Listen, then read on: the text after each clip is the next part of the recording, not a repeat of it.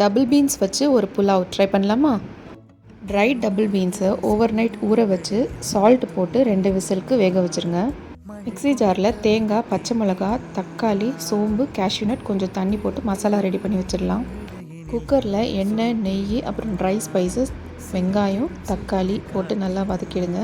இஞ்சி பூண்டு paste add பண்ணிக்கலாம். புதினா, கொத்தமல்லி, அப்புறம் அரைச்சி வச்சுருக்கிற தேங்காய் பேஸ்ட் ஆட் பண்ணி நல்லா மிக்ஸ் பண்ணி விட்டுடலாம்.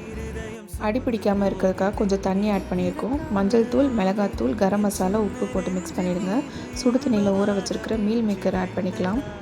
அதுக்கப்புறம் வேக வச்சுருக்கிற டபுள் பீன்ஸை இதோடு சேர்த்து எல்லாத்தையும் சேர்த்து நல்லா மிக்ஸ் பண்ணி விட்டுருங்க. ஊற வச்சுருக்கிற பாஸ்மதி அரிசி ஆட் பண்ணிவிட்டு ஹாஃப் லெமன் ஜூஸை இதோட புழிஞ்சு விட்டுட்டு விசில் போட்டுருங்க. மீடியம் ஃப்ளேமில் வச்சு ஒரு விசில் விட்டுருங்க. டேஸ்ட்டு சும்மா சொல்லக்கூடாதுங்க, ரொம்ப டேஸ்டியாக ரொம்ப டிஃப்ரெண்ட்டாக இருந்தது.